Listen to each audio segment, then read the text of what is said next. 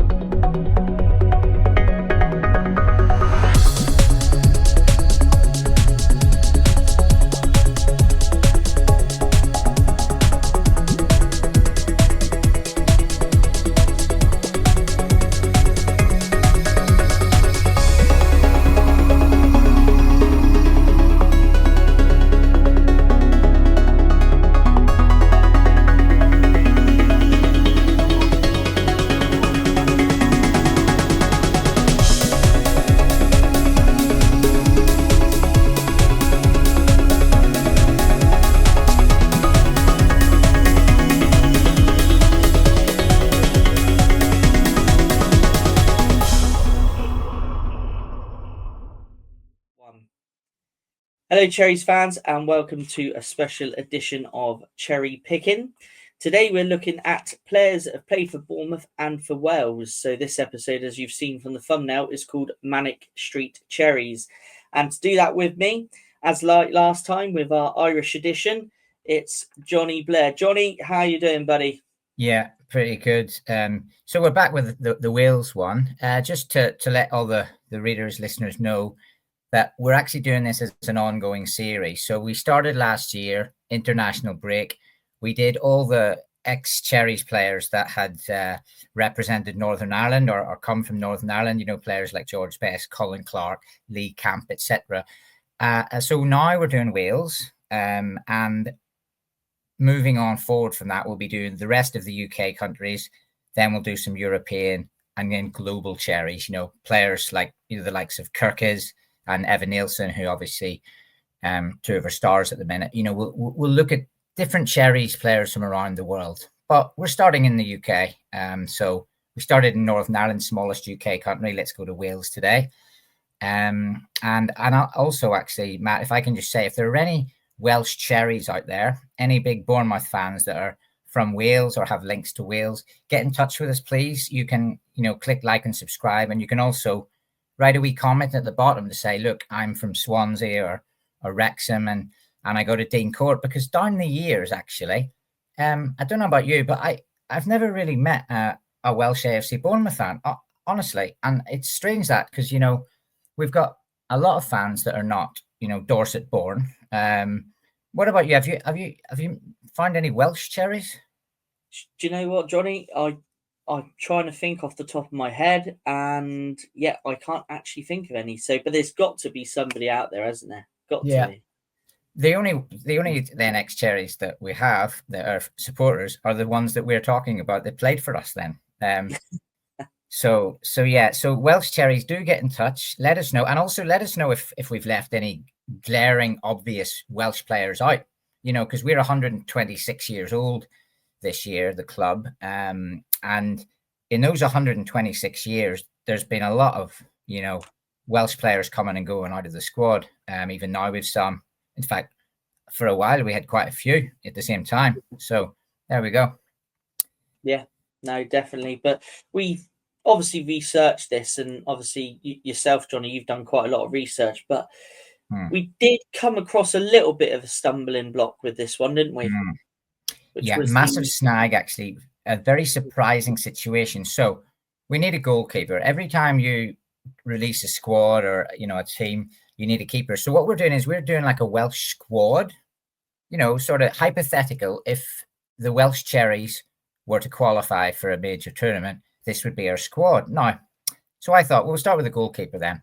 So who's our Welsh keeper? And then I thought, and I went through my head, and then I went through my books, and then I went to Google and Wikipedia, and I couldn't find a Welsh goalkeeper, not even one that was born in Wales or that played under 21 or even youth level for Wales in our ranks, honestly. And that's a 126-year history. Now, yeah, I spent a bit of time looking at that. You did as well, Matt, right?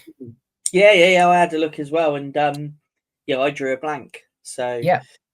And then I contacted one of the leading Welsh football websites, and they got back to me straight away and said, "Look, we're experts here of Welsh football, and we don't have one. There are a few players with some links. I think you've mentioned here some of the links. Did you?" Yes, there's a couple of links here.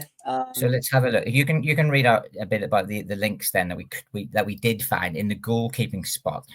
Yeah. So the couple of links were these two goalkeepers here. One being Len Evans, full name Sidney John Vivian Leonard Evans. Yeah. And you can see his list of clubs there. The Cardiffs, and I think he played for Barrytown as well. But his actual connection with Bournemouth was that this was his place of death. So it looks like after his career, at some point, he moved south, and actually died in Bournemouth, but was born in Wales and was Welsh. The other one we've got, and there's a sketch of him there in the middle, is Robert Mills Roberts, and again his connection with the town is where his place of death was in 1935 at the age of 73. So and his clubs are listed there. So it was really quite difficult when we were doing this research between the two of us to actually find a goalkeeper.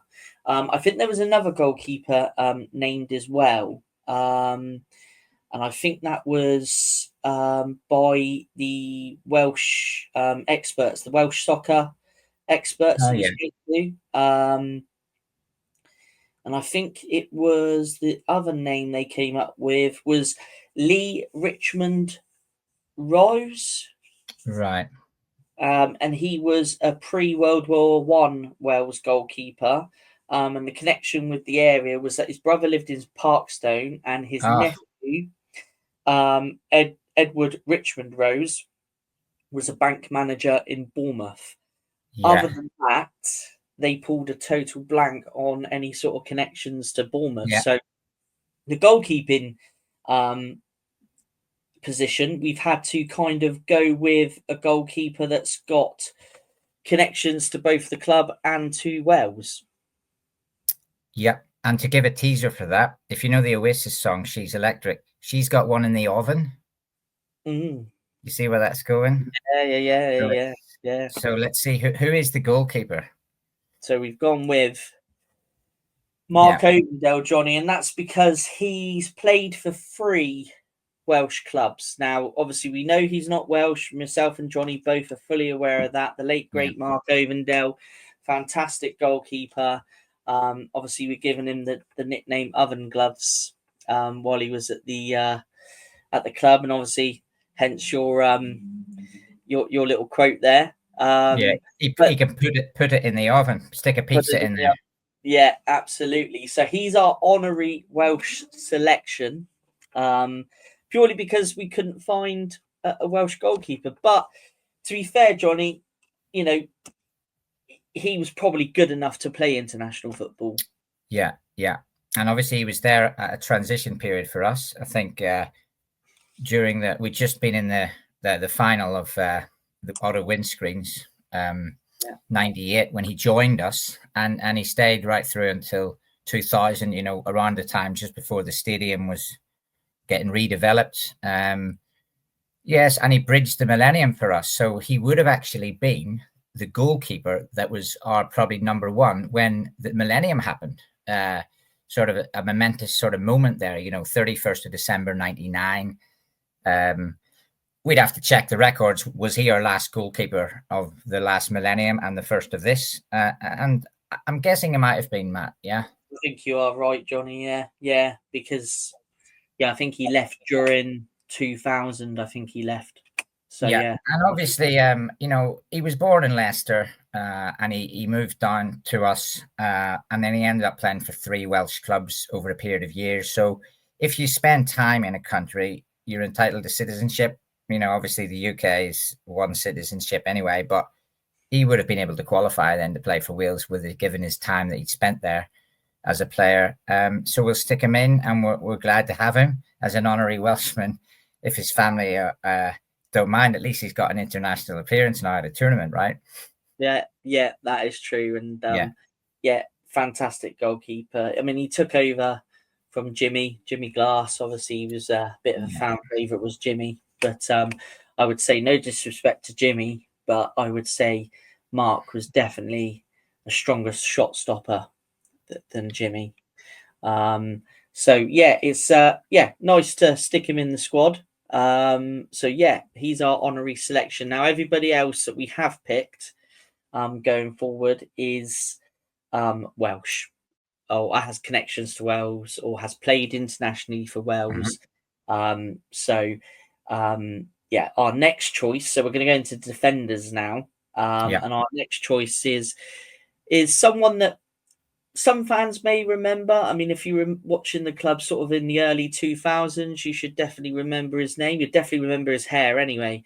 And our first defender is Callum Hart. Now, Johnny, what's your memories of Callum? A lot. I remember the red stripe. It's in the photo, isn't it? I also remember he wore tights in the winter, but you wouldn't mess with him on the pitch. He could hit the ball hard, he could hit the player hard, he could challenge down the flanks. But left back or right back, I seem to remember him at left back mostly. But as a versatile defender that could play in the centre probably as well. And he loved the South Coast because he obviously ended up at Weymouth, and he was at Salisbury as well. So yeah, the only sad thing about that is he didn't actually get any full caps for Wales, which is a shame. But he had 45 appearances for the Cherries, and he was there again, a sort of lull period for us, sort of the O'Driscoll. I think O'Driscoll to Bond era. He would have sort of been involved with both those managers, I would have thought. Yeah, definitely under Sean, and possibly under Kevin. Let me just double check. Well, actually, Johnny, this is something that I did find about Callum, which you might find interesting. Now, in February 2006, he actually earned a call-up to the Wales under-21 squad.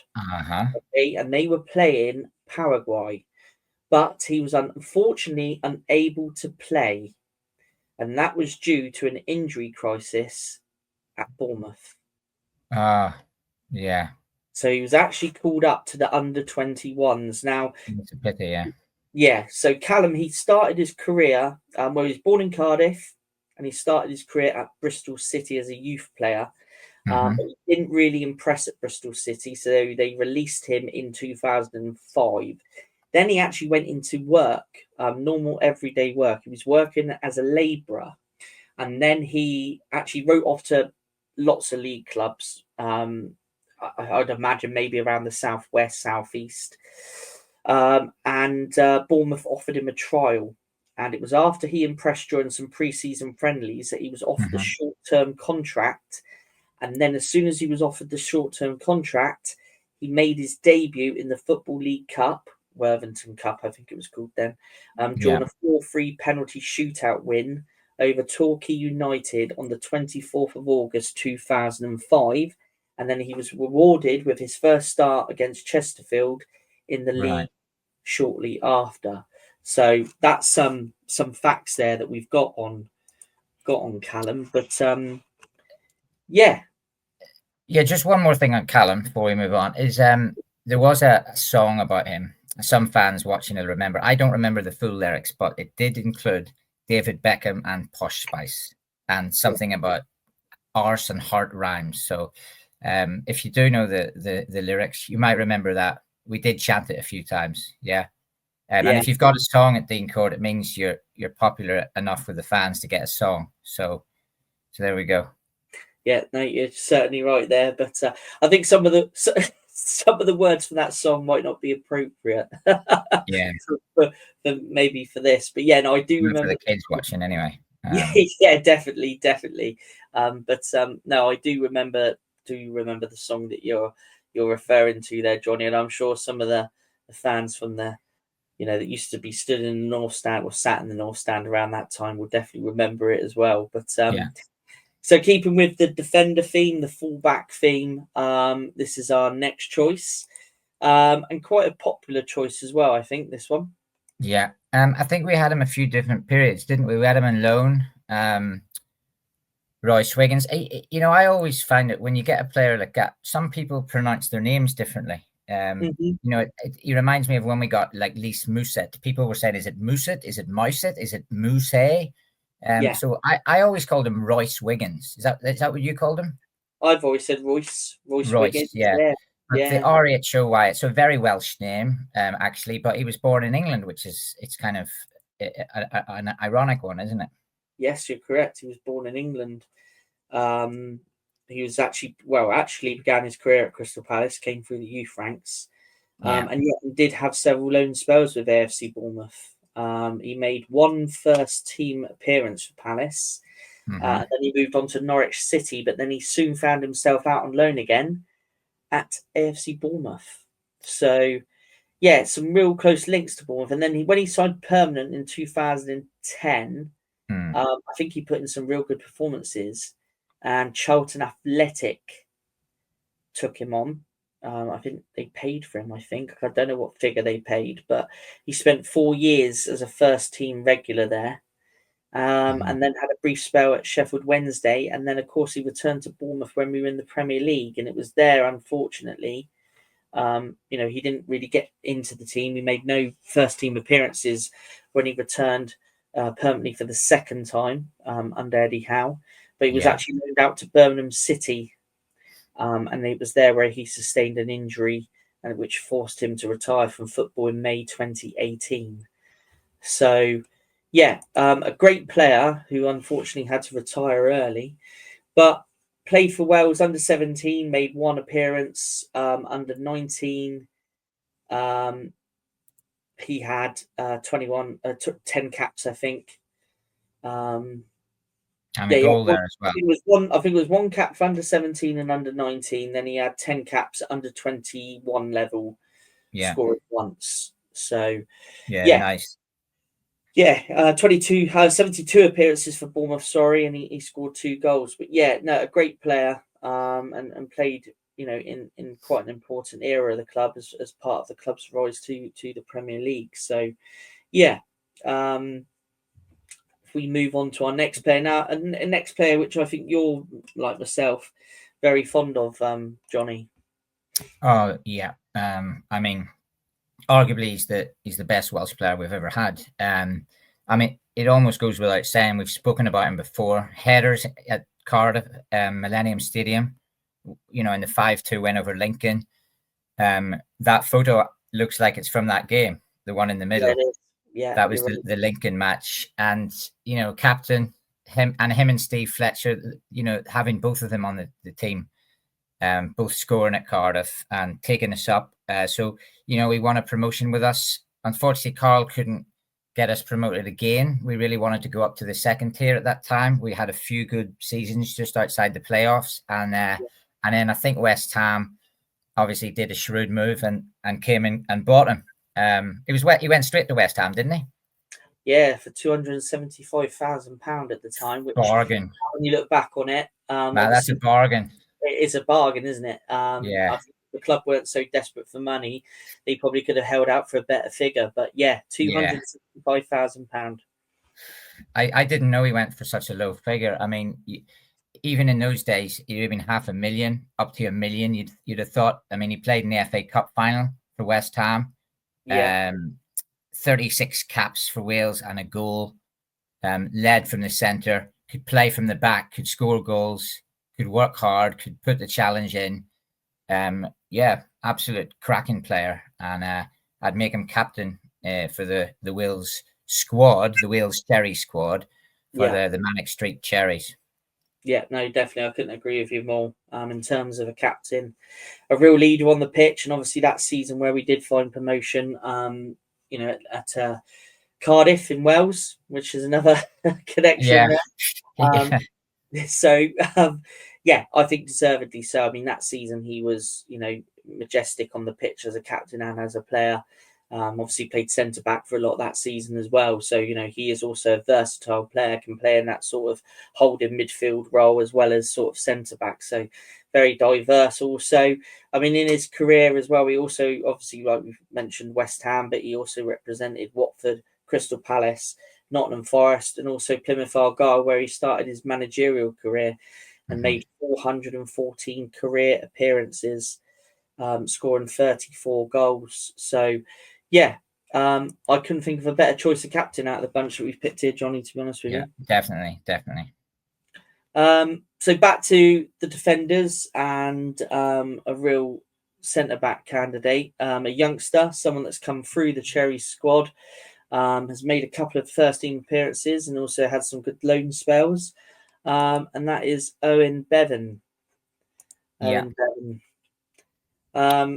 Jonny, any thoughts on this one? Yeah, one of the ones, I don't know too much about him. I know he's been capped for Wales, at all the levels, I think up to under 21, no full caps yet. But, he's only 21. So who knows the potential? Some players peak late, some players peak early.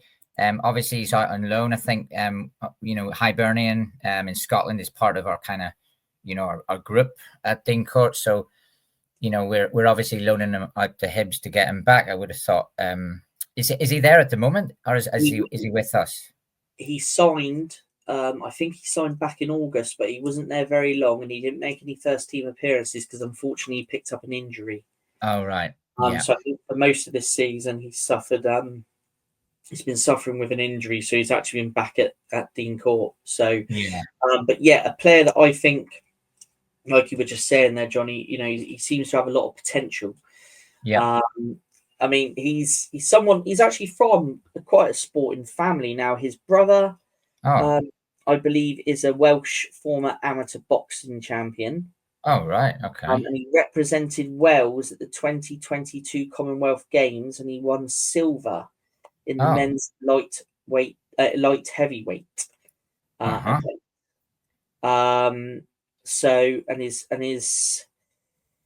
He qualifies for Wales through his mother, and his father is a boxing coach. So there's a heavy boxing connection with the family. And he joined the AFC Bournemouth Academy at 9 years old. And he actually started out as a centre mid before being converted into a centre back at 14 years old. And he's been a captain of the under-18s. He's also played for Truro City on loan during January 2022. And he's also been about... he was going to go to Hibernian, but unfortunately, obviously, picked up the injury and made his debut during the win on penalties over Norwich City in the League Cup on the 23rd of August 2022. So, yeah, he seems to be from obviously a pedigree of sporting, family members. But obviously, it's going to be for me for Owen. It's one of these really watching. I'm going to watch with interest how he kind of develops. Yeah. Obviously, he's got the international caps. He's unfortunate. He's been suffering with the injury this season, so he hasn't obviously managed to progress on too much. But it's going to be interesting to see how this guy, progresses on. He's had spells at Yeovil as well, and Cheltenham. So he's got. He has actually got quite a bit of experience behind him on loan at other clubs. Hibernian, sorry, just to correct myself there. Hibernian, it was last season that he joined. Last season. Yeah. It was last season on the 1st of February of last season. But yeah, due to a setback in his rehabilitation from injury, he was unable to play for Hibs and return to Bournemouth for treatment. So I'm not too sure what's happened this season, whether he's just been in and around the squad and or what. But yeah, an interesting one to see how his future develops, whether he stays with the club long term or whether he moves on. Yeah, good. And obviously we're picking a squad here just so that everyone that's watching knows, because it's a squad, it doesn't mean that 1 to 11 would be our starting 11 in a major tournament. So obviously Owen goes into number 5 here. But as everyone knows, when you're in a major tournament, maybe your number 22 is your best player. Who knows? It moves around. Squad numbers. Yeah. But he is a centre back, so he should be in number 5. Yeah. Yeah. You would expect, unless you're Warren Feeney. He was 5, wasn't he? Yeah, he told us a story about that. Actually, he did tell us the story. Yeah, how he ended up. He was the only one available, or something, wasn't it? Yeah. Yes, I think that was. Yeah, there was basically, while we're just on that note, actually. Obviously, do check out the previous show that we have done with what Jonny was explaining earlier about what we're doing throughout these series of shows. But the Cherries Northern Ireland Heroes was our first show that we did, where we picked our Northern Ireland squad, which was quite an interesting one. So do check that out. But before we go on to our next selection, which we're going to continue with the centre-back theme, here is a message from our sponsors, Dental on the Banks.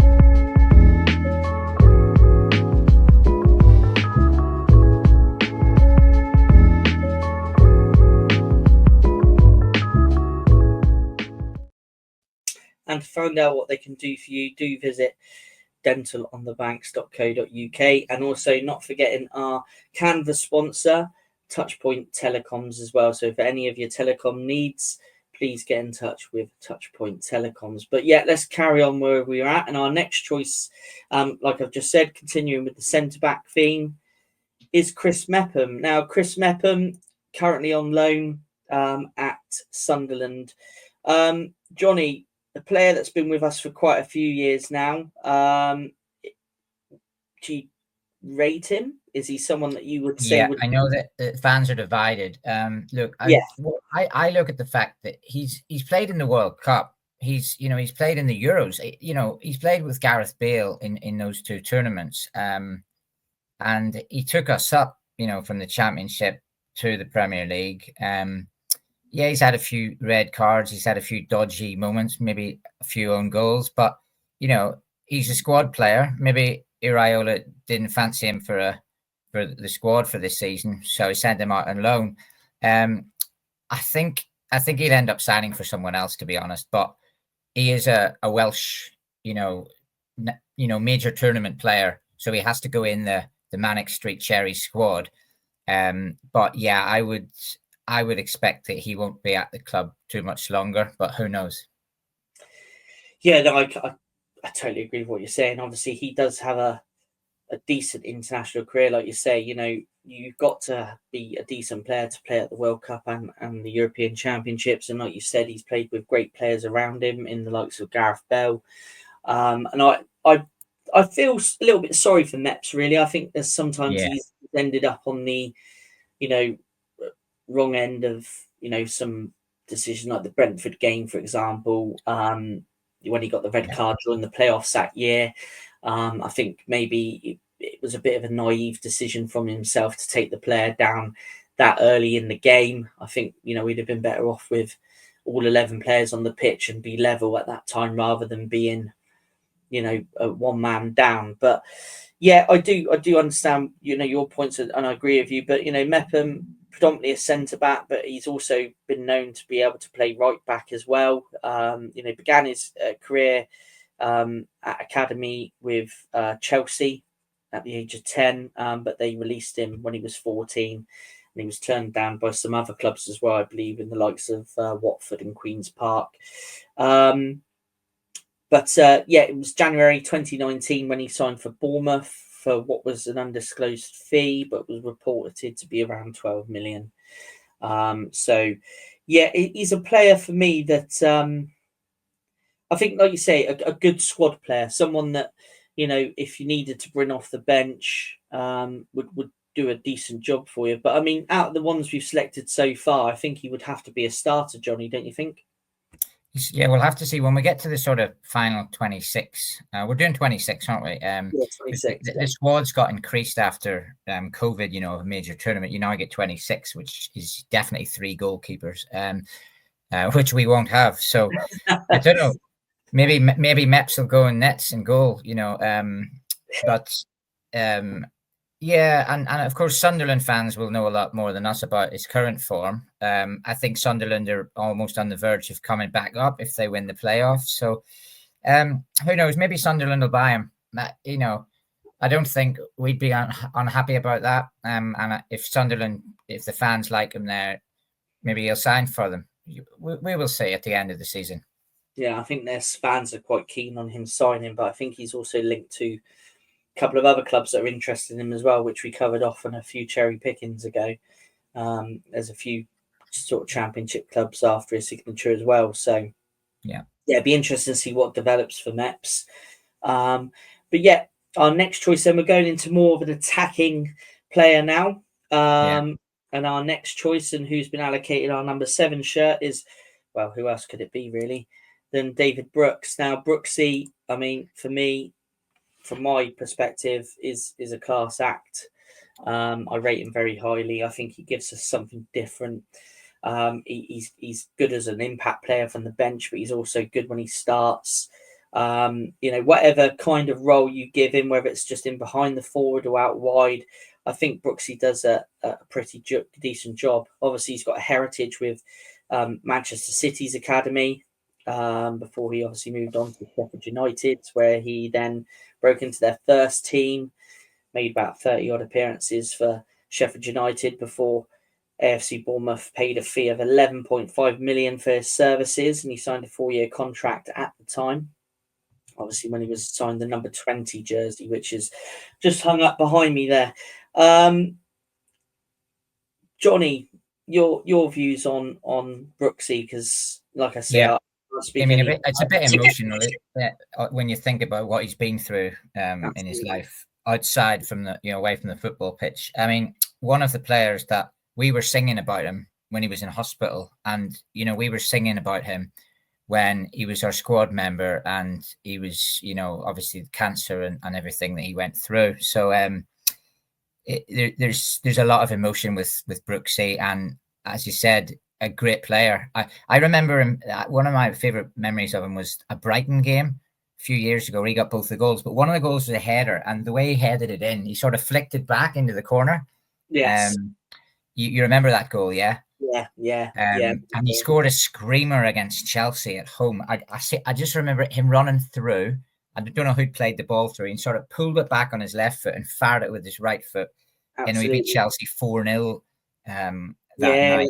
That was the evening game. Yeah, I remember that very well. Very well. Yeah, so Brooks, a class act. And the fact that Iriola values him, it just shows, because Iriola, excellent manager, knows the game inside out. And when he's choosing a player like David Brooks, he's brilliant. I just think he might take him a bit of time to get back to the form that he had a few years back. But yeah, let's keep him. And of course, if it's a Welsh team, he's on my team sheet every time. Yeah, absolutely. He'd be on my starting sheet every time as well. And he scored a cracking goal against Everton this season. And like you say, I think we're now starting to see the best of Brooksy again. And it's great to see, and long may it continue. And yeah, I mean, even last season, when he went on loan to Saints, I thought then surely, he's not going to go. Surely there's a place for him, and place for him in this team, and it's proven that this season. So yeah, no, I'm very, very happy to see him back in a Bournemouth shirt regular, and performing really, really well. We'll move on to our number 8 now, Jonny.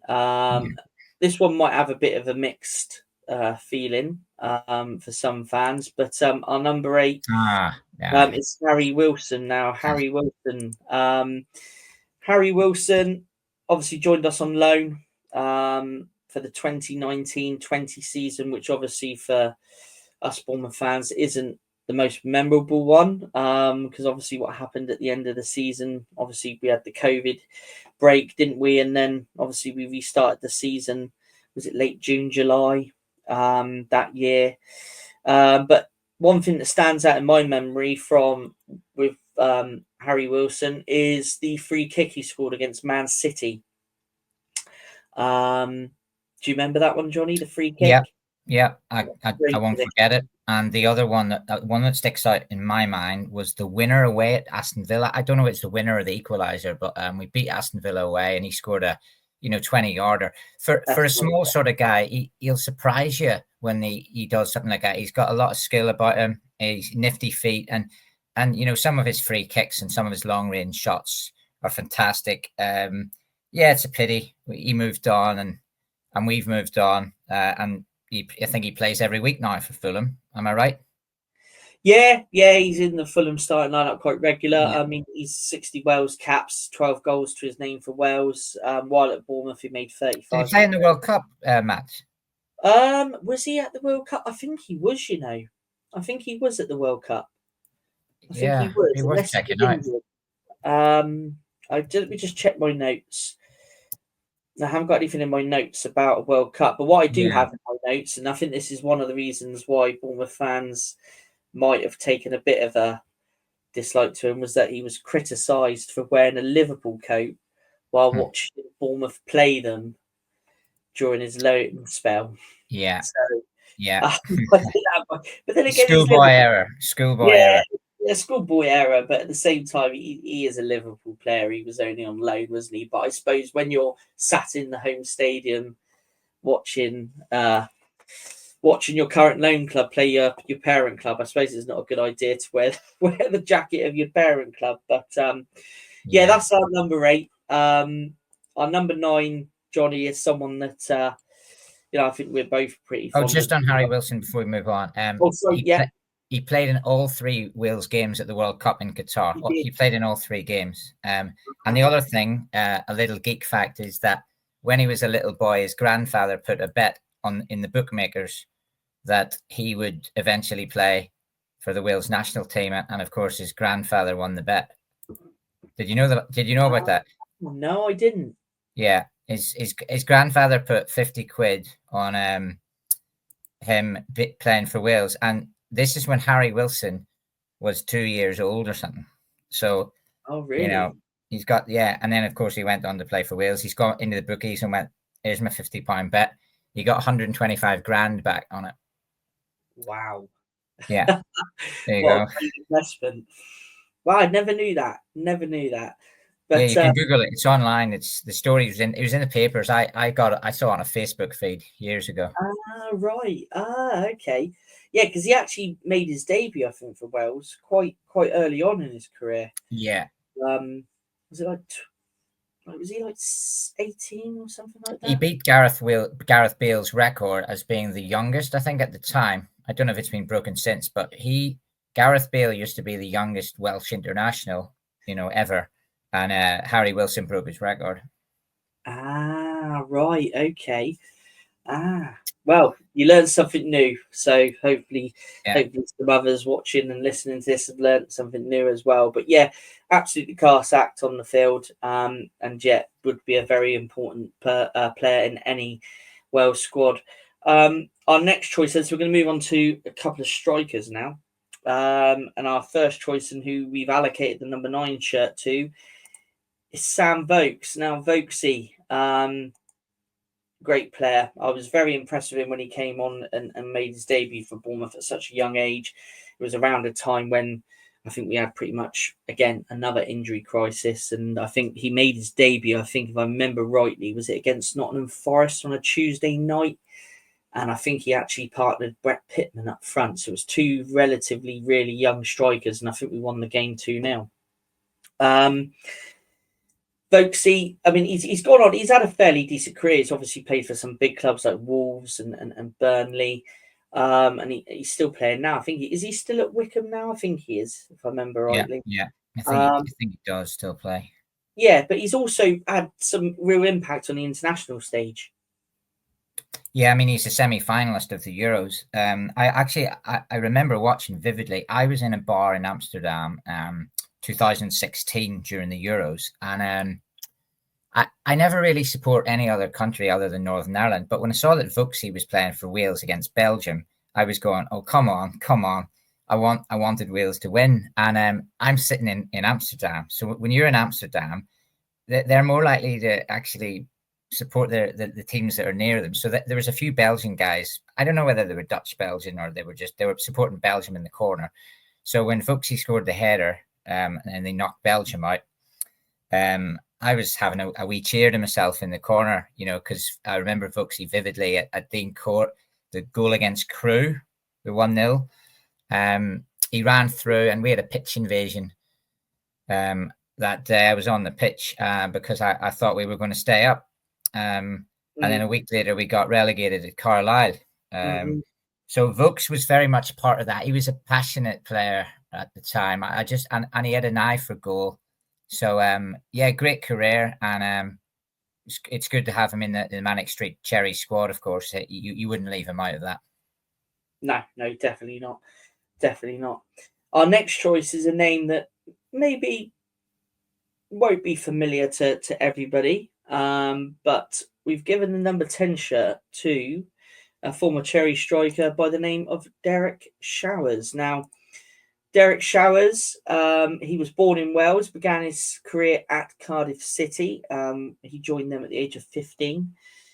He was spotted on a coaching course by the great John Charles.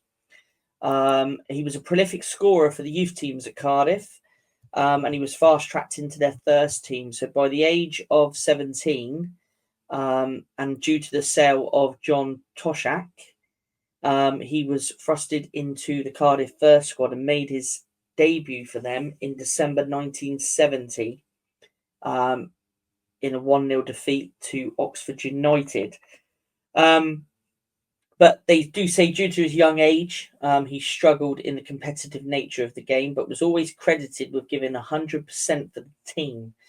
But after Cardiff started to slide down the table in future years, he came under quite a bit of scrutiny from fans at Ninian Park. And not long after, he was sold to AFC Bournemouth, where he managed to rediscover his goal-scoring touch in his first 2 years there before he moved on to nearby Pompey. And his debut for them was as a substitute against Wigan Athletic in 1979, where he scored his first goal for the club a month later with a late winner against Torquay United. So a guy that suffered a bit of an injury while playing at Pompey against Stockport, and unfortunately, that season the club managed to scrape a promote. Well, not unfortunately for them, but they managed to scrape a promotion at the end of that season. But it looks like he missed quite a bit of time at Pompey due to injury. But for Bournemouth, made 60 appearances, scoring 19 goals, and was capped on 2 occasions for Wales. So that's our choice there, Derek Showers, for the number 10 shirt. Jonny, anything on Derek? Actually, I don't know too much about him, but when you go on Google and you check someone's career, if you're talking about a hypothetical squad, this is the sort of guy that you'd probably stick on the team for his experience. When we did the Cherry squad from the Northern Irish players, we came up with a few guys that played, 1958 World Cup, like Tommy Casey played in that. And here he's got. I bet he was a fighter on the pitch. You could sort of, maybe he'd have been like a Fletch type character. You just don't know. And as a final little geek fact about him, he also played for Dorchester Town. So Oh, did he? he played for Dorchester at the end of his career. So 2 Dorset clubs. And with a name like Derek Shawers, he'd be decent in the changing room as well. So so stick him in there. Stick him in there when we're playing Bath. Yeah. Right. Yeah. Well, we should move on then. Yeah, move on. Definitely. Well, next guy is going to be very familiar to yourself, Jonny, and to me as well. And that is Marcus Browning. Now, with Marcus Browning, myself and Jonny have spoken about this quite a few times. He's obviously played in a game where he had to fill in between the sticks and did a very good job. So looks like Marcus might have a bit of a dual role in this squad as possibly backup goalkeeper as well. Now, he spent 3 years at Gillingham and he signed for them in March 1999 following a brief loan spell with them. He signed for Gillingham for 200,000 because he fell out of favour with his then manager Peter Jackson at Huddersfield Town. And he had quite a successful stint in Kent, where he featured in their most successful FA Cup run, where they made the quarterfinals before losing 5-0 to Chelsea, as well as their promotion via the playoffs to the second tier of English football for the first time in their history. Joined AFC Bournemouth as a free transfer in 2002, and within a few months of his Bournemouth career, had to play in goal twice on the occasions when Chris Tardif had to go off injured. And there was the other time as well, which I'm just trying to think when that was. But I don't know if you can remember there, Jonny, what the second It's a league time. match against Hull City. That's it. Yeah. It finished 0-0, didn't it? Yeah, it finished 0-0. So it gives him a clean sheet between the sticks. Yeah. That's it. Yeah. It was yeah, that's it. Yeah, no, I remember now. Yeah, 0-0. 0-0 against Hull City, and he's actually credited with keeping a clean sheet. Clean sheet, yeah. He played the full 90 minutes as Bournemouth defeated Lincoln 5-2 in the 2003 playoff final. And he's explored the possibility of becoming a professional referee when his playing days ended. And he actually made his debut as an official in a Bournemouth Sunday League Division 7 fixture. And he had the desire to one day officiate in the Premier League. Bit of an interesting one there. Never knew that he had the desire to ever become a professional referee. I'm not too sure if that's still his plans today. But at one point while he was at Bournemouth, it was his plans to become a referee. But yeah, your views on Marcus Browning, Jonny? Yeah, obviously, back in the day when I was, regular at Dean Court, I'd have been talking to Warren Feeney on and off, and Feeney and him also they got on well, and they knew where to find each other on the pitch. Browning would have set up a few goals for Warren. Marcus would have weighed in with a few, not many, but yeah. I'd put him in the squad, and as you say, Mr. Versatile. Midfield, obviously, probably could play from the back, and also can be a referee. If you need a player that knows the rules of the game, then if he was training to be a referee, when there's VAR, everything happening now, this is the boy you'd want to kind of be on the team. Yeah, and it's always good to get a blast from the past. Watching old football matches is a great hobby to do, and yeah, I'd look back on a few matches he played in, especially the final at the Millennium against Lincoln. So great, and he's a champion. He took us up. If he took us up as a trophy winner at Millennium, yeah, he's got that experience. So yeah, nice to have him in the squad. Yeah, number 11. Yeah, definitely. So keeping with that sort of midfield feel, we're going to look who we've allocated the number 12 shirt to, and that is Joe Partington. Now, Joe Partington, I did an interview with Joe on the channel. I'm not too sure exactly how long ago it was now, a little while ago, but if you go into our interviews tab on the channel, you'll find it there, where we discussed his whole career at Bournemouth, his international days, and also his time playing non-league football and what he's doing up until present day. And it was a really good interview, and it was a real pleasure to sit down with Joe and chat about his career. But he's actually Bournemouth's youngest goal scorer still. Yeah, he is still our youngest goal scorer. It was a crucial goal that he scored at the Liberty Stadium in the 90th minute against top of the league. Well, at the time, they were top of the league, Swansea City. So, yeah, he was 18 years and 4 days old, which means he is currently the youngest player to score in a Bournemouth shirt in our history, which is a nice little accolade to have.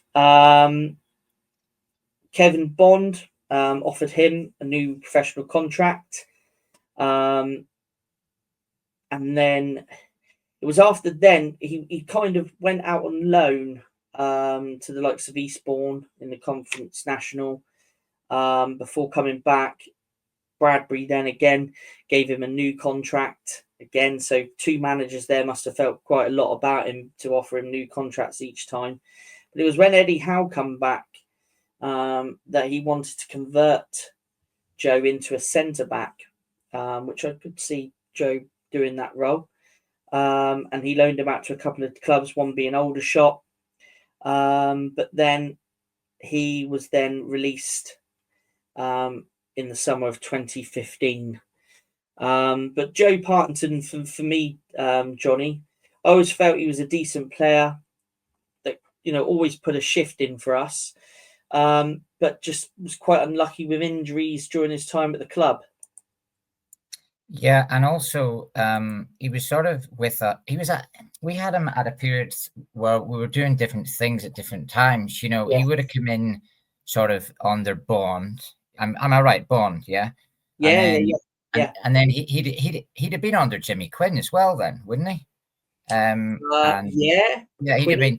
Yeah. And then Eddie obviously wouldn't always have played him. But yeah, you remember little things. I remember a mate of mine went to Swansea away, and we were 1-0 down. They were top of the league, and we scored twice in the last minute, like basically two in the 90th. And it was Joe. It was the two Joes, if I remember right. It was Joe Kafur got the other one. So right, we were saying the Joes scored and beat Swansea. Nice little memories like that.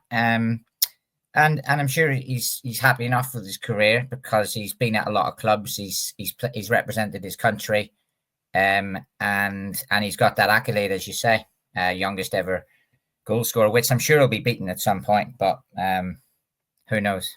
Yeah, and I'm sure he's hoping it won't be beaten too soon. But nice little one to have there.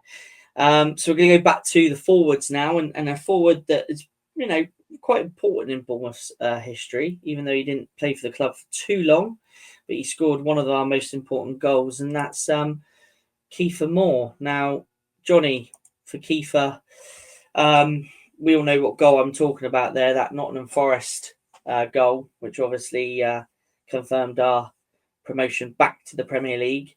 But your views and opinions on Kiefer? Yeah, I really liked him. I mean, obviously that Billing Moore goal, I mean, it's a classic. You could watch it time and time again, especially it was getting towards the end of the match, and we knew if we won, we went up. And clearly Kiefer and Phil Bill they'd had a wee chat about that, or maybe they'd rehearsed it in training or something. I mean, you don't know. Scott Parker was the boss then, so you don't know whether Scott had even a part in that. But nice little goal. And, I remember him for his headed goals more than, with the feet. I think he scored against Spurs in the Premier League. So, yeah, great header of a ball. Scored a few headers. And part of our history, the team that went up. if we're doing a squad for a major tournament, you might stick him on a team, or you might have as an impact sub. Yeah, no, I totally agree with you. I mean, for me, he would be. I think for me, he'd be. So strikers we've picked, and some others that we've got to come that we'll discuss. I think for me, he's definitely that weapon you can bring on the bench to give you something different. I think Kiefer Moore.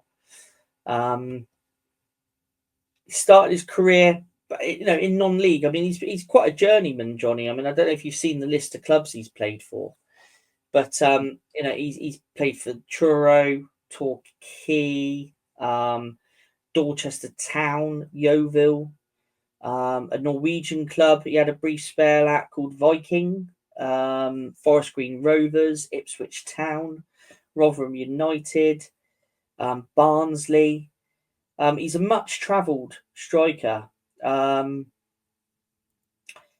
He's actually eligible for Wales, Italy, and China. Now, I never knew that. Yeah. Well, he's actually he's played for, I think, England C. I think he had an England cap for England C, which I think is the non-league England internationals, if I remember right. Yeah, you have to be a non-professional, don't you? You have to. That's it's basically right. the non-pro. You've got A and B, and then the C's you're not earning money, or you're supposed to be part-time rather than full-time, aren't you? Yes, yeah. But obviously he's made his full debut for Wales in 2019, and he's been selected, quite regular for the Welsh squad's Euro 2020, which obviously was played in 21. And he also helped them qualify for the World Cup in 2022, which was their first cup since 1958. So, yeah, definitely an important player for Wales. But, you learn, again, something new there. Never knew he qualified for two other countries as well as Wales and England. So, yeah, you do learn something every day. But going to move slightly in another direction now and back to midfielders. And this midfielder didn't play many games for Bournemouth, but he did join us on loan during the 2013-14 season, and that's Jack Collison, who joined us on loan from West Ham. Jonny, I don't know if you've got many memories of Jack. Actually, I was travelling that season a lot, and I remember saying the name, but I have to say I don't remember seeing him on the pitch. But maybe he only had 4 appearances. Yeah. No, maybe you were at some of those, Matt. You remember it? Yeah. No, I do remember watching him play. He came in at a time. When was it he actually joined on loan? I'm just trying to think now when he joined on loan. But yeah, I think he only signed a month's deal and then he went back. But I think he was a player that was quite unlucky with injuries. Right. I think he retired fairly young for injury. He started his coaching career while he was at Peterborough. He was working with their under-17s or under-18s, I think. And when he was last seen, I believe he was managing in the MLS in USA. So he's gone on to become involved in football coaching. But he's began his career with Peterborough, so I'm not surprised why he didn't end up there, but also had a spell at Cambridge United. And he stayed at Cambridge for 5 years before being spotted by West Ham United, and they signed him his first professional contract in 2005. So played 121 matches and scored 14 goals in 7 years at West Ham. But he missed a whole year for injury. And then he spent time on loan at AFC Bournemouth and Wigan Athletic in his final season at West Ham before joining Ipswich Town in 2014. Capped 15 times by Wales. He signed a 1-month loan deal at AFC Bournemouth on the 1st of October 2013 and made his debut in the 2-1 defeat away to Leeds United. And at the end of October 2013, after playing 4 games for Bournemouth, he returned to West Ham United. So, yeah, only a very, very brief spell, but does qualify for our squad. Quite a talented player from what I do remember, but unfortunately, career cut short through injury. But let's have a look at our next choice. And I think our next choice is quite a rare one, Jonny. Bryn Jones. Yeah. This was a name that came up on some of the research that you'd been doing. But yeah, the player that was born in Swansea, played for Newport County, Bournemouth, Northampton Town, Watford, made a total of 408 appearances across his career. But he was actually uncapped by Wales. So I think this is one of our first players that's actually Welsh born, represented Bournemouth, but was uncapped. Yeah, again, thanks to Google and Wikipedia for helping us out, because I've just checked there, and Bryn actually died in 1990. And when he played for us, of course, we'd have been Bournemouth and Boscombe. So yeah, it's nice to throw a few of these players in there. Especially we've got a lot of younger viewers that kind of take the current squad for granted, and even take the top two divisions for granted. But of course, we were never in the top two divisions until the 1980s. So when you look back at the history, boys like Bryn, they played, when we were down in the bottom two tiers all the time. And yeah, shame he never got a full cap. But part of our history, and nice to have a Welsh boy in a Welsh squad. Yeah, no, definitely. I mean, he played for Bournemouth between 1960 and 1963. So obviously, down in those good old days of the old Division 4, 118 appearances, 5 goals, which ain't too bad actually for a fullback. Not a bad returning goal. And when he retired from playing, he became a school teacher. Oh. So yeah, it's good to have one from I suppose, is it yesteryear? Would we describe it as yesteryear? Yeah, definitely. That's what I would say. So yeah, Bryn Jones, a fullback. We're giving him the number 15 shirt and forms part of our squad. Moving on to our next choice now. He's been given this shirt number because it reflected his Bournemouth shirt number as well. So I'm sure many people may have guessed it already, but we're giving the number 16 shirt to Sean McDonald. Mm-hmm. Now, Jonny, I don't know if you want to take it away first with Sean. I was just thinking there's a song about him as well, but we shouldn't mention it. Yeah, very interesting name, and the way he looked, on a pitch, bit of a grafter, bit of a character, no doubt, and yeah, he's quite popular with the fans. I think he scored against Pompey, didn't he? So when you score in a South Coast derby, you're kind of, you're respected. And yeah, played for us in the best of times. Under Eddie Howe, and 4 full caps. Is that Matt? 4 full level caps for Wales, yeah. Yes, yeah. 4 full squad caps. Yeah, that's correct. While he was a Cherry, I'm guessing that was while he was with us. Yeah, I think it would have been. Yeah, I think you're right on that one, Jonny. Yeah. Because yeah, I like him. So, and another, good sort of fan favorite for a while from the past. Yeah, stick Sean in. Yeah. I mean, I liked him. I mean, he spent a lot of time on loan at Yeovil, from what I can remember, and from Swansea. And I think he played against us once, and I thought he looked pretty decent. But I think he was unfortunate. I think he was just short of being a Premier League player, wasn't he? A good Championship player, good solid Championship player. But I think when he got to the Premier League, I think maybe that's where he fell. Unfortunately for him, fell short. Yeah. But nevertheless, had a great footballing career, and to get full caps for. Who was he with when he retired? Do you know, Matt? I've got a funny feeling he might have been at Wigan. Right. Yeah, because I sort of lose track with players when they move on. A lot of people just keep following ex-Cherries, but after a few years you lose track. Yeah, I think it was Wigan, or was it Wigan where he had quite a nasty injury? Right. But he's played for Rotherham and he's played for Crewe. yeah, I mean, after Bournemouth, he did carry on having a decent league career, but I think he did have a nasty injury somewhere. I don't know if that's what put Oh, finished. hold on, wait. Stop press. Let me just interrupt. Go on then. Over to you. He's still playing. He's still Is playing. he? Is Yeah, he? he's playing for a team called Treflin in Port Talbot, Wales. So, Sean, if you're listening, sorry when I said I thought you'd retired. Fair play. Still kicking the ball as we speak. And maybe he's played this season. Yeah, so he was at Wigan, but then he went to Rotherham United. He was at Crewe for a bit. Then he was at another Welsh team, I believe, called Penny Bont, which plays in a town called Bridgend in Wales.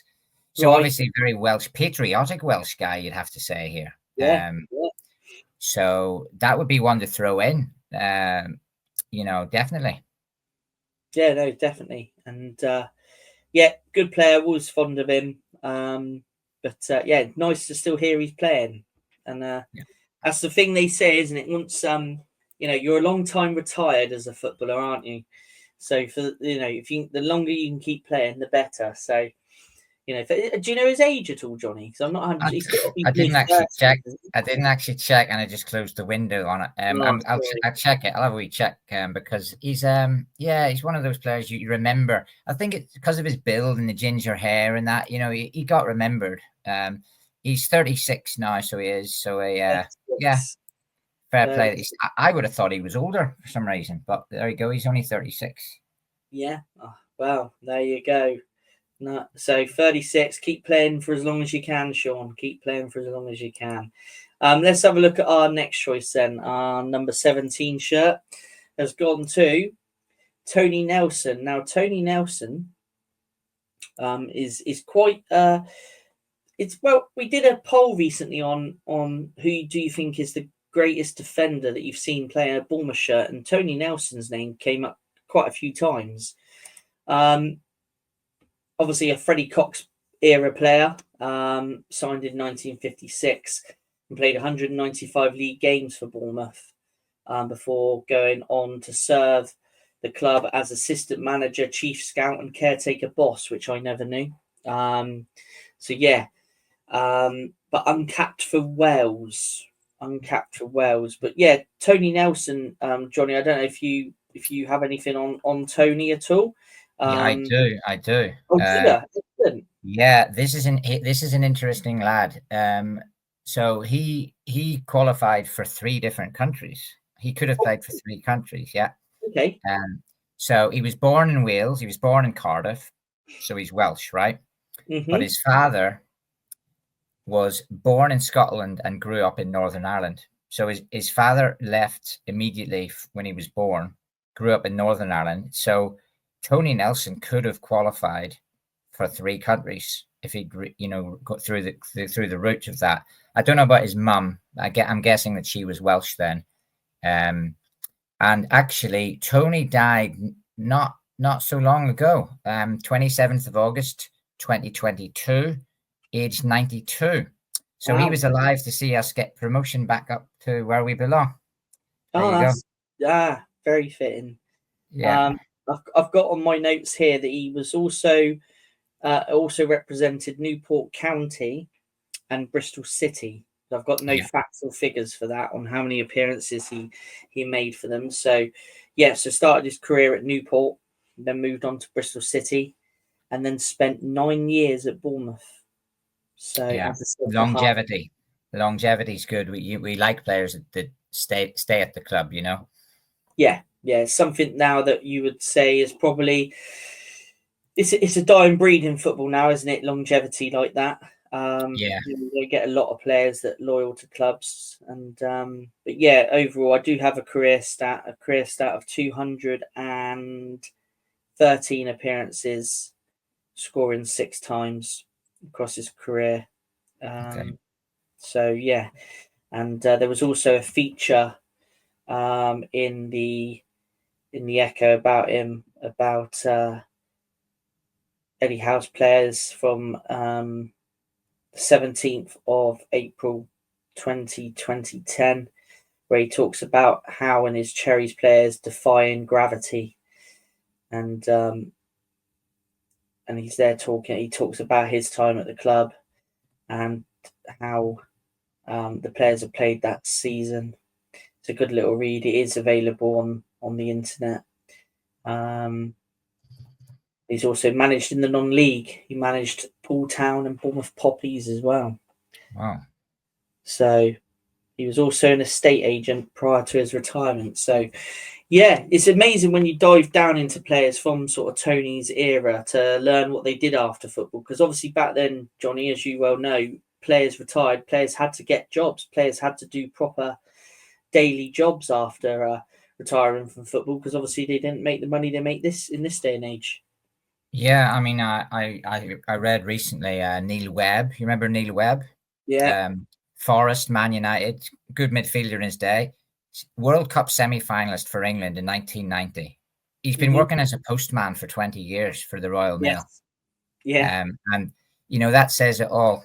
If he was playing nowadays, he'd have made enough money through all the sponsorship, all his wages from the clubs. You know, if you're a midfielder for Man United and not in Forest, you're on good money. So, yeah, pity about a lot of these, you know, footballers back in those days that when they retired, they end up, you know, just getting a normal job. I guess it will go back that way at some point, but we will see. These players they're earning way too much money at the moment, but what can we do? Well, that's it. That's a whole different story, isn't it? But we've given our number 18 shirt to a midfielder that some Cherries fans may remember and some Cherries fans possibly won't remember because he never made a first team appearance for Bournemouth or was even capped for Wales. But our 18 shirt goes to Tariq Cahill. I think I've pronounced that right, Jonny. I think it's Khalil. Ah, right. Yeah, Okay. I don't want to confuse him with Cahill because of obviously Gary Cahill, but Yes. I think it's Khalil. Okay, yeah, we'll go with that. We'll go with your pronunciation. But yeah, he's a former Cardiff player who signed for Bournemouth, signed on a free. Yeah. Never made a first team appearance. A picture of him there. I don't know. I'm sure you recognise that home shirt, Jonny. But I there have is that one. Yeah, I have that one. It's Actually, probably, yeah. Yeah, it's probably slightly different to the one you've got, though. Oh, is it? What's different? Have a look. What? No, that's the same as. Oh, you mean it's the color? No. Have a look in the centre of the shirt. I think mine says Daewoo on it. You sure? I actually have. Wait, hold on. I've got that shirt. Let me just check. Jonny is now going to dive into his shirts. Okay, so if you can put me back on, you're absolutely right. I just found that one, and you're absolutely right. I just looked at it quickly. That's my version of that, and as you say, it says it's Seward Vauxhall. Yeah. So basically, Seward Vauxhall sponsored the first team shirts. Yeah. Seward Daewoo sponsored the reserve shirts. I actually that's a collector's one to have. Have you got one of those? No, I haven't, and I wish I had because, like you say, Tariq a call. Try and get him on the show. Tariq, if you're watching, you want to come on the show and tell us about your time under O'Driscoll and why you didn't play, and tell us about the banter in the dressing room and the training sessions. It'd be good. Yeah, that would be, Jonny. Actually, that would be. But yeah, let's see if we can track him down and maybe we can do an interview with him. It'd be quite interesting to speak to him and discuss his time at Bournemouth. But yeah, I mean, I think I saw him play once in the reserves. I used to go to reserve games when I could, if I had a day off work or day off college or whatever back then. But I can't really remember what he was like on the pitch. But we've thrown him in there. If anybody's watching, who's got any memories of watching him in the reserves for Bournemouth, then give us a shout. Comment below. Yeah, we've thrown him in there as a bit of a rarity. It's a name that might jog some memories for some fans, or some fans might be sat here scratching their head, not remembering who he is. But we'll move on to our number 19. who is a forward player. Was called an inside forward. So obviously we're going back some time. Played for Bournemouth between 1962 and 1964. And that is Jimmy Singer. This one, Jonny, I mean, I've done a little bit of research on him. Couldn't find too much about him. I don't know if there's anything you've got on Jimmy Singer at all, but he was uncapped. He was born in Wales, but uncapped at international level. Made 59 appearances for Bournemouth, scoring 22 times. I don't know if you've got anything on Jimmy Singer at all.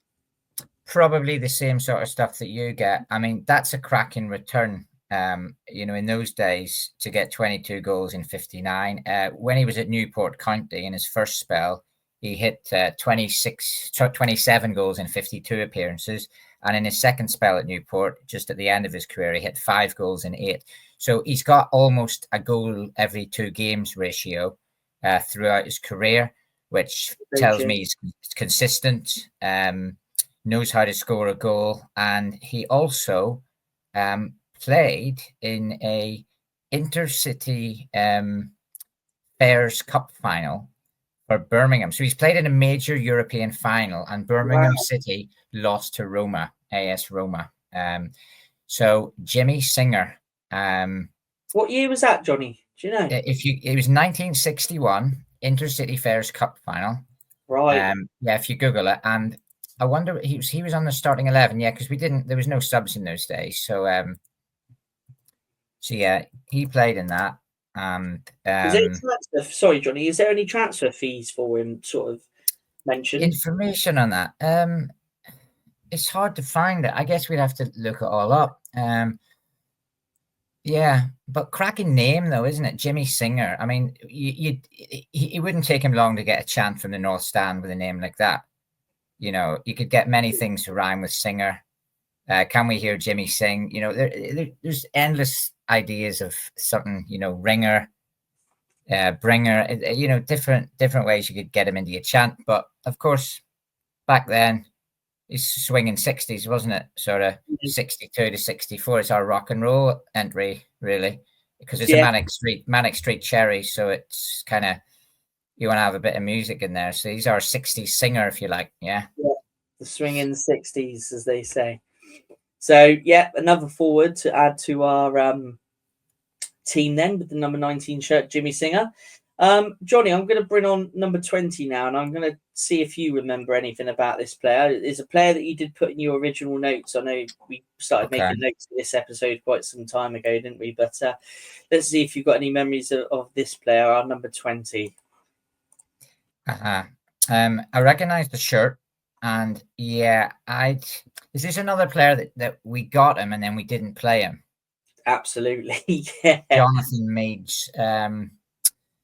Yeah, you'd love to speak to these people, and it's wonder almost like, where did it all go wrong, or was it just bad luck with injuries or wrong place at the wrong time? Yeah, and the era, Matt, what's the era he was with us? 2012. So he was actually signed by Paul Groves. Oh, all right.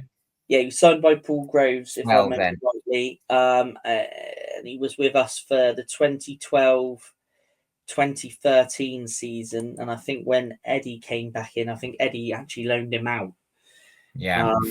And loaned him out to Wimbledon. Where he made quite a bit of impact at Wimbledon. Now, this is the AFC Wimbledon. Now, I can't remember what division they were in at the time. Yeah. I'd have to look it up. But he made an impact there. But he was offered a contract by Wimbledon. Once he was released by Bournemouth, I think he was offered a contract from Wimbledon. And I think he turned it down and then signed for Oxford City. Or was it Oxford United? No, Oxford United. It was Oxford United. It was Oxford United, yeah. And I'm not too sure how things went at Oxford United, but basically he went back to Wimbledon, I think. And I think he made 80 odd appearances, 90 appearances, I think, in his second spell at Wimbledon. But I believe his career was cut short by injury. But yeah, he is qualified for the Welsh squad, but unfortunately, he is capped at under 17, isn't he? Is he? Yeah, he's capped at under 17 and under 21 level. Right, so he has been capped at Yeah, right, so he's uncapped at full international yeah, level. Right, yeah. okay.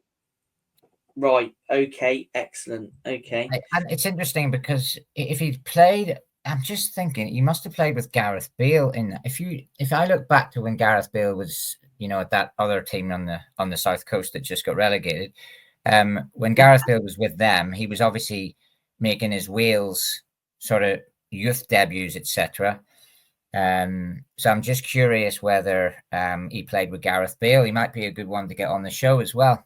Yeah. Maybe we should do a couple of shows with obviously, we do get some interviews on every now and then, so it might be interesting to get some interviews from players that maybe haven't played at all or many times for Bournemouth. Yeah, like Ryan Zico Black. That was a great interview, that one, Ryan Zico Black. I thoroughly enjoyed that. That was a great interview to do, definitely. But yeah, so that's I did wonder whether you'd remember this guy. I mean, I remember him being as part of the squad, but yeah, other than that, that's it. They come and go, They come and go. But we'll have a look at our number 21 as we're coming near towards the end of our squad selection. But number 21 is Ryan Dobble. Now, Ryan, if I remember rightly, came on loan to Bournemouth from Southampton. Those down the road that just got relegated. It was a month's loan, and it was extended further, but then was cut short by injury. And then he made 7 appearances for Bournemouth, not hitting the back of the net. But Wales caps, he had 3 for the under-17s, he had 3 for the under-19s, and he had 10 caps and 1 goal for the under-21s. So probably played in similar squads to some of those that we've already selected, Jonny, to be honest. Yeah, actually, he was in the Wales full squad, but he never got on. The story is that Robert Earnshaw and Craig Bellamy both pulled out at one point, and Ryan Dobble was brought in to the full squad, but of course didn't get on the pitch. He was probably down the pecking order. But that shows that he would have probably played with maybe Ryan Giggs at the tail end of his career or Gareth Bale at the start of his career. It's a pity you play with superstars like that and you sort of fade away from the limelight, and his career sort of just went down after that. I think he didn't make a lot of appearances. I think it was Shrewsbury Town he ended up at 2013, and after that, no more information on him. Right. Oh, okay. So it kind of fizzled out by the looks of it then. Seems that way, yeah. Okay. Well, we've included him in the squad anyway. If you got any memories of this player and you're listening and you remember maybe any particular Cherry games he did play, then please comment below. But now we're going on to our selection for the number 22 shirt, going back to the midfielders. And it's a player that I know that you, Jonny, are very fond of. So I shall let you take the lead on this one if you want. And that is Brian Stock. Oh, yeah. Stocky. Yeah, I mean, it's I used to work in Branksome in Tesco. And Stocky used to come in and do the shopping, but he'd always come to my till because we just talk about football when his wife was sort of standing over there. So, yeah, it goes back a long way to Stocky. He scored the first goal in a competitive game at Dean Court, or the first goal at the new Dean Court. What I mean is, when we opened the stadium, was it the first competitive goal he scored or the first any goal? Do you remember? I don't think they had any testing games there. So I believe, to my knowledge, it is the first competitive first ever goal in the new Dean Court. Yeah. Yeah, which is, again, it's a nice wee accolade to have. I've got something with Stocky on it here, which is nice little Easter egg, if you like. That's Brian on the front. And if you look there, if I just zoom that out, it's called Bounce Back Ability. It's AFC Bournemouth against Cardiff. which was an absolutely cracking game. I've obviously got the DVD of it, which I bought back at the time.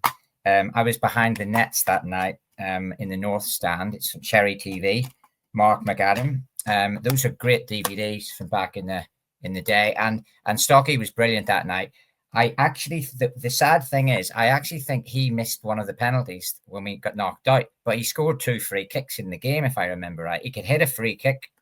Oh, yeah, couldn't he? Yeah, he could hit a free kick. I think he got a few against Luton. I think he stuck one in the top corner. Yeah, good lad.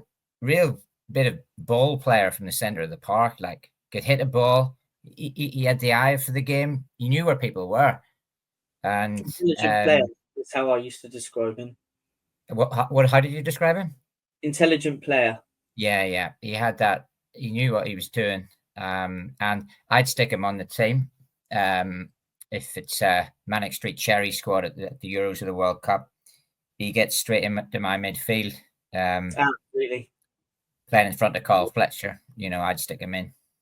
Yeah, no, definitely. Well, we've still got a few selections to show you, but our next selection is a real Easter egg. Now, there'll be a lot of people thinking, well, we haven't got a Welsh goalkeeper, and now you're chucking a non-Bournemouth player in, but this is a player that both myself and Jonny was going to include. And there's a reason behind it. There's a good reason why. Several reasons why. But let's show you exactly who it is. And that player is Welsh legend Ryan Giggs. Now, if you notice from the picture there, he's pictured in a Bournemouth shirt. Now, Ryan Giggs did play 45 minutes for Bournemouth in Russell Beardsmore's testimonial match versus Southampton, and actually scored in that match as well, where the honours were shared. And I believe, if I remember rightly, and research has done me well, it was from a Steve Fletcher cross, believe it or not.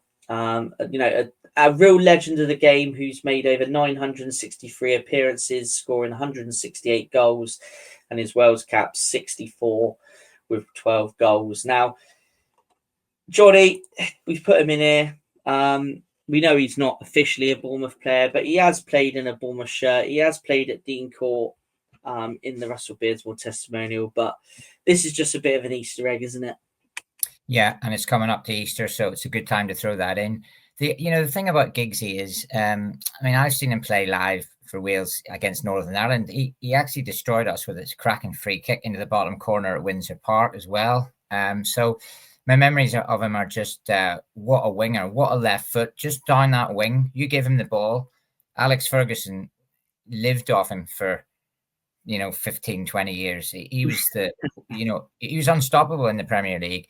And when he was playing for such a great Manchester United team, why leave? Why would you leave and go to another club when you're the best left winger in the division?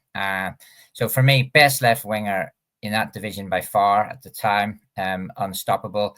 And nice that he actually took the time to come to Dean Court, put the sacred red and black shirt on. Or was it green and black? It was the green and black one that day. Right, yeah. So that's actually, because it's a black and white photo, but it's the green and black he's wearing. So Giggsy in the green and black. And of course, to qualify for the Manic Street Cherries, all you need to do is you played for the Cherries and you played for Wales, or you were at the Cherries and you were, from Wales. The ironic thing for some of the boys earlier is, the ones that we've put in the squad that didn't play for Bournemouth. Ryan Giggs is 45 minutes for the Cherries and a goal. So, we're taking him in the squad. Ryan, get your boots on. You're on the plane. That's it. European champion twice with Man United. So, you can't leave him out. I know my view on this, but let's ask your view. Is he one of the greatest players never to play at a major tournament? Now, I'm going to come in with a thing. Is the Olympics not a major tournament? This is the argument. But I know what you mean. Olympics in football is not classed as major. But he, at the end of his career, it was nice that he did actually play for Great Britain in the Olympics. But you're right. He should have played in the World Cup or the Euros. Unfortunately, Wales fell short, even with Mark Hughes and John Hartson, Ian Rush, Dean Saunders. cracking some great team. pointers. Yeah. Wales were, in those days, look, the World Cup had 24 teams. If it had 32 teams, Wales would have been in probably every World Cup from 1982 to maybe 98, in that era when they were decent. Goalkeeper Neville Southall. So a pity for Ryan. In the world. Yeah, it's just a pity for Ryan. He didn't get that major tournament with Wales, but nice that he did the kind of Great Britain thing for the London Olympics, and so he can actually say that he did play in what if that was me, I'm classing it as a major one, major tournament. Yeah, no, definitely agree with you. But so Ryan Giggs, we've given him number 23, but he's played 45 minutes for Bournemouth. He scored a goal. Okay, it wasn't official, but he's played 45 minutes in a Bournemouth shirt. So like me and Jonny have just said, he fully qualifies. Let's move on to our number 24, who has played for Bournemouth in the league. So he does fully qualify, and he's also been capped by Wales 6 times, and that is Steve Lovell. Not the greatest of pictures there, but it was quite difficult to find one of him. Jonny, have you got anything on Stevie Lovell?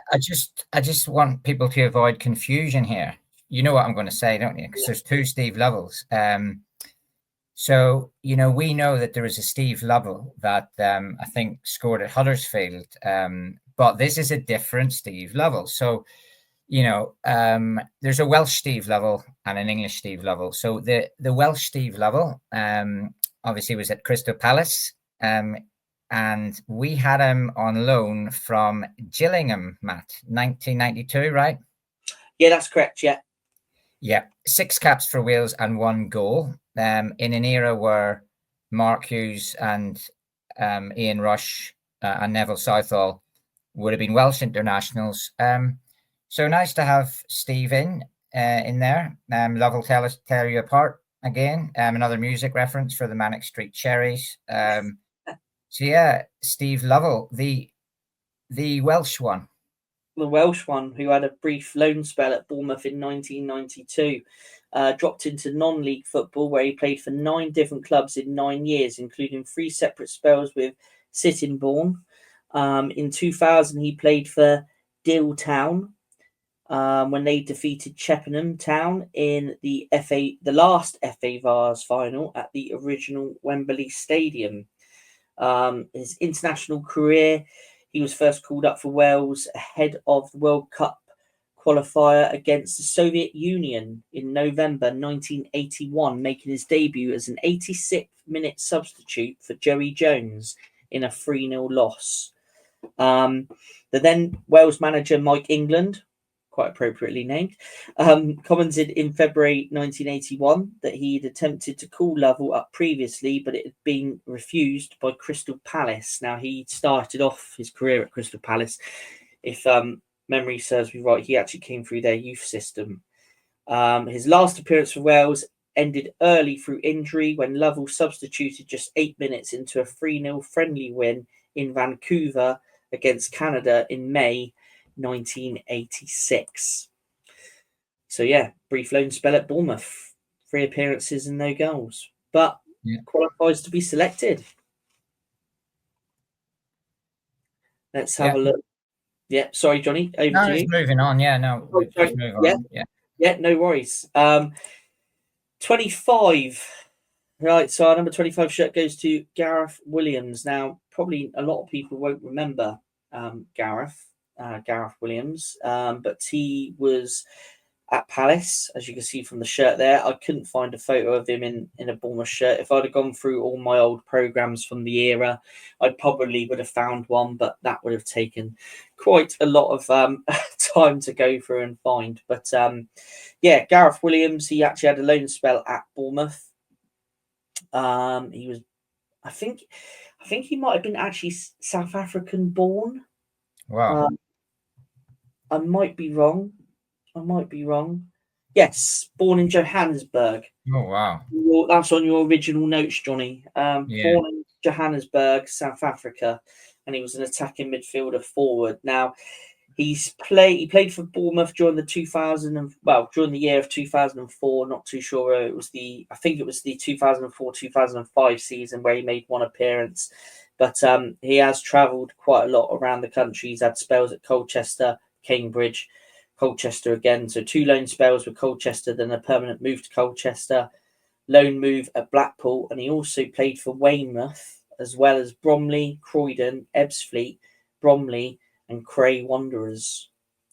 So, yeah, Wales, in terms of actually Wales, he does qualify for Wales, even though he was born in South Africa, and he had 3 caps with the under-21s. And yeah, Jonny, it's quite nice when to research these players when you don't really know. I kind of remember the name. I remember the name and I remember the face, but I don't remember him in a Bournemouth shirt, unfortunately. But he is there. He is there, and it's one for me that I doubt you've got any memories of him. Have you? I have no memories of him, but when I do the research, I mean, Gareth Williams to be in a Welsh squad, it just sort of fits. It's a Welsh sound. It just sounds Welsh. Gareth Williams is in the squad. So I can't do the Welsh accent, by the way, but yeah, a little geek fact about him was Bournemouth played Colchester at home in 2006. And at the time, Colchester had a cracking team. They went up that season with Southend. They beat us 2-1 at Dean Court. So Gareth Williams somehow got his revenge on us by coming back with Colchester and getting promotion up to the Championship, which was Colchester's first time up that high, So yeah, he's had a bit of success in his career.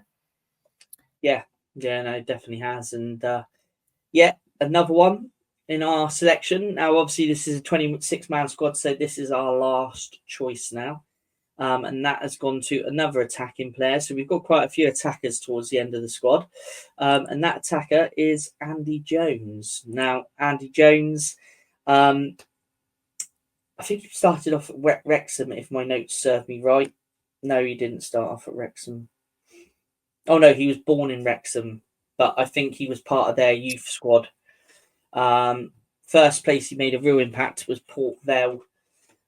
Made 90 appearances, scoring 47 times. Moved on to Charlton, where he played 66 games, scoring 15 times, and then had a couple of loan spells out of Charlton with Port Vale and Bristol City before signing for Bournemouth in 1990-1991 under Harry Redknapp, where he made 40 appearances, scoring 8 times before moving on to his final club in the Football League with Leyton Orient a year later, but also went on to represent Poole Town and Havant Town as well.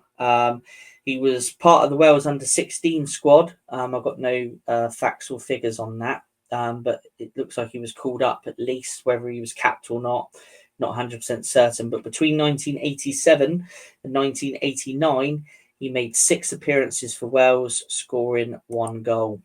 And that's our last choice there, Jonny. So in terms of the players selected, I'll let you take it away, Jonny. Who would you select as the starting 11? Yeah, I mean, captain is Carl Fletcher. I think the fullbacks, I think we had Royce and Callum. Centre backs, Meps, probably stick with Meps from his experience. And the goalkeeper, obviously, we had the trouble there, but you'd stick Ovendale in because we couldn't find another one. Put Marcus Browning as the sub keeper, but actually maybe no, stick Marcus Browning, stick him on the team perhaps with Stocky, Brooks. I'll run out of players. Giggs, stick Giggs in. It's and then up front you've got.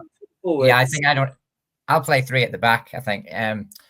Unless I've missed someone. I think I'll up front. Go with Vuxi and who am I missing? I'm forgetting someone obvious, aren't I? Up front. Vuxi, Kiefer Moore. We've got Jimmy Singer. We've got. Yeah, I might go with Singer actually, just because you got to get that old school vibe going. And then Kiefer Moore on the bench. And did I miss Brian Stark? No, I'll put him in. Harry Wilson. because of his sort of history, like you said, wearing the Liverpool, he's on the bench because of that. Right, so we've got Ovendale, Hart, Meps, Bruce Wiggins, Ryan Giggs, Brian Stock, Carl Mark Fletcher, of course. Oh, Carl Fletcher. Yeah.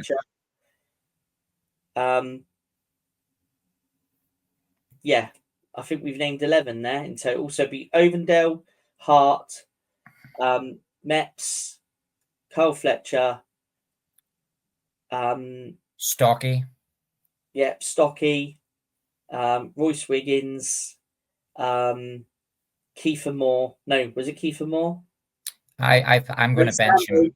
Yeah, David Brooks, of course. David Brooks. Sam Vogt. Yeah, Vogt. Yeah. So we've named kind of who we would start, but there's plenty there, isn't there? I think last time. I mean, if you want to, if someone's listening, you want to put in the comments, pick your first 11 for a major tournament, stick it in. Yeah, no, definitely. No, definitely. But just before we wrap up, a manager for the squad now. Every squad needs a manager. Now, last time we had the candidates for the manager, and who did we pick for the Northern Ireland manager last time, Jonny? Well, as far as I remember, it wasn't Jimmy Quinn, was it? It was. I actually can't remember. I really, honestly. Did we go with player manager Warren Feeney? We might have done. Yeah, we certainly didn't. We didn't go with Jimmy Quinn. Well, for this one, I took it upon myself to choose the manager for this squad. It's obvious, isn't it? It's obvious. It's obvious to probably a lot of people, but I think there's no one else to manage this squad who's also managed Bournemouth, also played for Bournemouth, than this man, Tony Pulis. Now, he gets the nod as the manager of this 26 AFC Bournemouth Welsh squad, or the Manic Street Cherries, as we're calling it.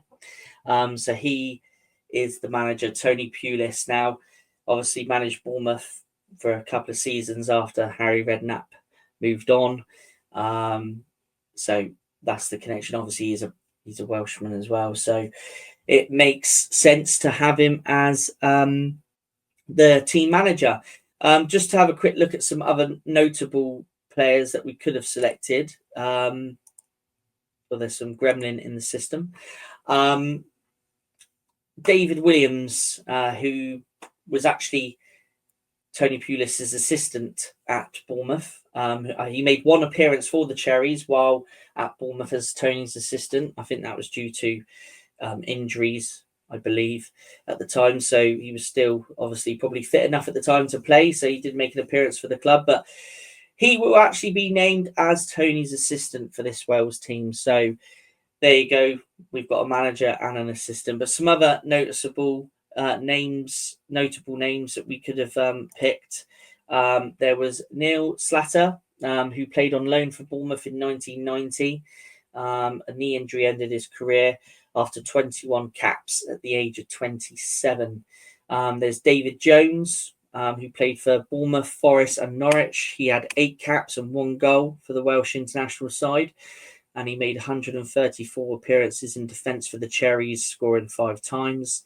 And there's John Parsons, who played 8 times for the Cherries, scoring once in an injury-hit spell at Dean Court. But he started his career at Cardiff and then played for Newport County. And then he had spells in the non-league football as well. But he was actually uncapped for Wales. So some names there we could have picked, Jonny, but obviously we went with the names that we went with. Anyone there that you might swap out for? Yeah, I mean, I think obviously if Pulis wasn't the manager, he'd be on the pitch. You can't have it both ways. But because then you need him to manage. You can't do player manager at a major tournament, can you? It doesn't happen. No, it doesn't happen. Yeah. So I mean, a few of those guys are unlucky to. I guess you and I like to throw in an oddball or a wild card. So that's why your likes of Ryan Zico Blacks and that. It's nice to throw them in, so to give these boys a bit of their limelight. Jonathan Meads and that. So that's, and also it's Manic Street Cherries, so it has to have a bit of a kind of rock and roll weird vibe, I think, for this one. So that's why we've gone with the 26 that we went for, especially Jimmy Singer, as I mentioned. Yeah. He fits right in. Manic Street Cherries, swinging 60s. Jimmy Singer's in there. Yeah, no, definitely. But just before we wrap up, we'll just have a quick look at the future. Now, recently, this season, we've had a couple of players that have been called up by Wales under-18s for some international friendlies against Poland and Denmark. In the development squad, Josh Salmon and Charlie Stevens have both been called up to Wales under-18s. So there's some there for the future. They could be possibly, if we were to do this again in 10 years' time, Jonny, these two lads might be well in our squad. Who knows? Yeah, we just don't know the future. I mean, obviously, if they're already capped at the under-18 level, we're sort of pushing them to progress to the under-19s, under-21s, and then up to the full level, whether they go out on loan or they become full pros at in Iraola squads. We don't know. No, that is very true. That is very true.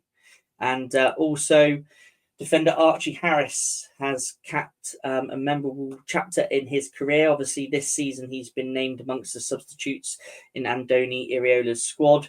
And he has also earned a call-up for the Wales under-21s this season. So, yeah, looks like it's a very promising season for Archie Harris, and it must have been a great experience to be involved in the matchday squads with Andoni Iraola's team.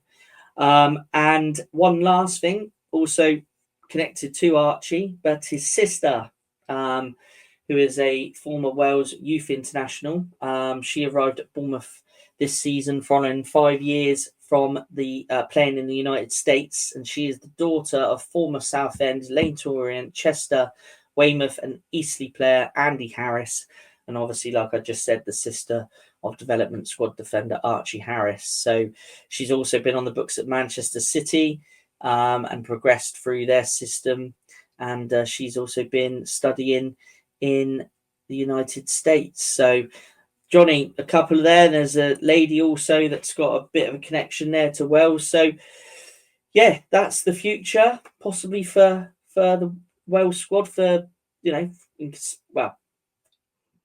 incorporating AFC Bournemouth anyway. We might see some more of those names in the future. Who knows? Yeah, and on that note, well done to the Cherries ladies for promotion. It's I tell you what, if we could swap the men's results in the last 7 or 8 games for the women's results, I would do it. Like losing to Ipswich and that. I think the women might have beat Ipswich. No, I'm joking, but it's great to see the girls playing and up to the next division for next season. And Dean Court looked really packed for the girls' game, which I was really happy about. Yeah, no, definitely. Yeah, no, definitely. It was. I watched it. I didn't actually manage to get to the game, but I did watch it at home, and it was lovely to see the stand so full and support the ladies. It was really great.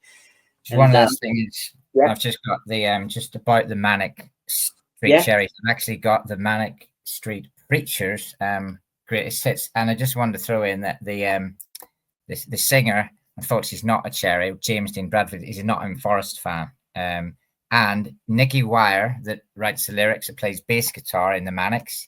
He had a trial at Arsenal when he was a teenager, and he captained. This is a classic. He captained the Wales under-16 team, and now he's a rock and roll star. Yeah, I think he found his niche there. Do you know what I mean? Well, I'll tell you what. I love the Manic Street Preachers and have done for years and years, and I never knew that about the bass player. So there you go. Yeah, there's an interview about Nicky Wire about that. Right. That is, I never knew that he actually was capped at that level and actually captained the side. But Jonny, it's been great to go through this team. It's been great to do all the research with you and chat to you about the different players we were going to select and put this all together. But obviously, we're going to be back again with another one. We're looking at probably during the pre-season. We'll come back and do another selection. But who are we going to pick next time? Which country are we going for? It's got to be Scotland. So we're sort of gearing up. We'll do the British Isles, the five countries we have here, and then we'll branch out further afield after that. So we'll do Scotland next. So no doubt, Christie. will feature at some point. Yeah, definitely. Okay, well, until the next time, everybody. It's been great to have you join us. Hope you enjoyed the show, and we'll see you next time on Cherry Picking.